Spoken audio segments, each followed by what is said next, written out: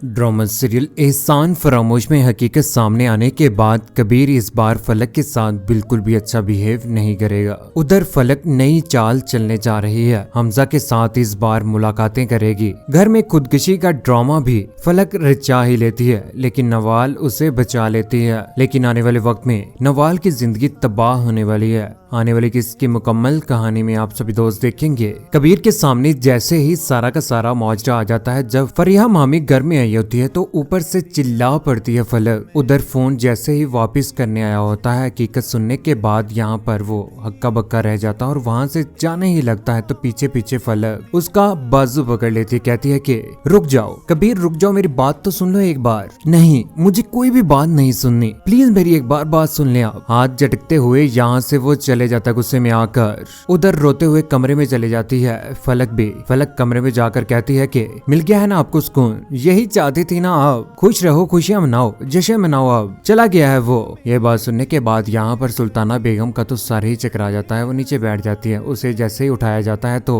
उसके बाद फलक फारिया मामी का हाथ पकड़कर उन्हें घर से निकालने की भरपूर कोशिश करती है। यहाँ पर सुल्ताना बेगम रोक लेती है। नवाल फलक को समझाने की कोशिश करती है और कहती है कि हम अपनी गलती का इतराफ कर लेंगे, हम कहेंगे कि हमने ये बात नहीं बताई, हम आपसे माफी मांगते हैं जो हो चुका है। अब इस वजह से रिश्ता खराब करना बेवकूफी है। हम जानते हैं हमने शुरू से लेकर आज तक फलक को अपनी ही बच्चियों की तरह पाला है। सुल्ताना बेगम ये बातें समझाएगी जाकर। फरिया को घर से बाहर निकालने की कोशिश करती है, लेकिन सुल्ताना बेगम रोक लेती है। उधर हकीकत जानने के बाद दरिया के किनारे खड़ा होकर सोचों में गुम है इस बार कबीर भी। कितना बड़ा धोखा, इतना बड़ा धोखा किया है फलक ने उसके साथ। वो ये सब कुछ बर्दाश्त ही नहीं कर पा रहा, बहुत ज्यादा परेशान हो चुका है। फलक तो इस बार घर में ही है। नवाल की जैसे ही हमजा के साथ बात होती है तो वो सारा का सारा किस्सा सुना देती है, जिसके बाद हमजा कहता है कि वो ये झूठ को कभी भी बर्दाश्त नहीं करेगा। अगर आप लोगों ने रिश्ता करना ही था ना तो शुरू में सच बोल लेते।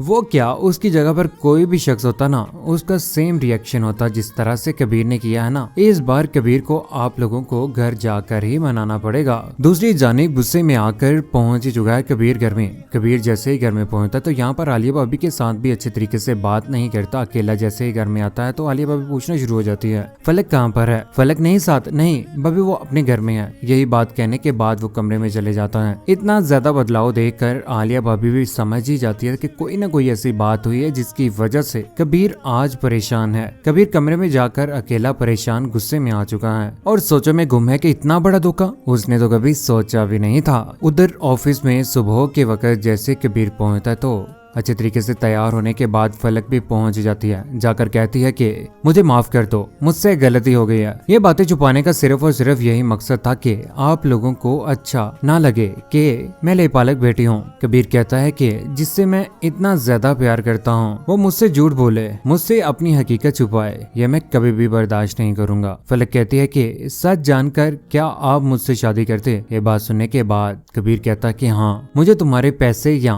तुम्हारे घर से कोई भी लेना देना नहीं था, मुझे सिर्फ और सिर्फ तुमसे और तुम्हारी सीरत से प्यार था। लेकिन तुम बहुत झूठी लड़की हो, बेहतर होगा कि यहाँ से चली जाओ। उधर सुल्ताना बेगम और नवाल पहुंच जाते हैं आलिया भाभी के पास। वहाँ पर जाकर कहते हैं कि हमसे गलती हो गई, हम अपनी गलती को एक्सेप्ट करते हैं। वाकई मुलाजमा की बेटी थी, बाप और माँ बचपन में ही चले गए थे, जिसके बाद मैंने अपनी बेटियों की तरह उसे पाला है। ये बात कर लें उसके साथ। यहाँ पर फलक काल कर ही लेती है और आलिया भाभी कहती है कि सुनाओ अब क्या हुआ। फलक कहती है कि आलिया भाभी मेरा घर टूट रहा है, आप तो यही चाहती थी ना, देख लिया ना, हो गया है। रिश्तों की बुनियाद अगर सच पर रखी जाए ना तो गिरने का डर नहीं होता। ये बात सुनने के बाद यहाँ पर फलक हक्की बक्की रह जाती है। इस बार वो घर तो आ जाएगी लेकिन बहुत ज्यादा जहरीली बन जाएगी। उधर घर में जैसे ही पहुंचते तो फारिया मामी ने जो कुछ भी किया उसको लेकर और अपनी जिंदगी में जो कुछ भी परेशानियां आ चुकी हैं उसकी वजह से इस बार फलक नया ड्रामा करना शुरू हो जाती है। चाकू पकड़ लेती है और अपनी नब्ज काटने की कोशिश करती है। मैं अपने आप को मार लूंगी अगर मैं उस घर में ना गई,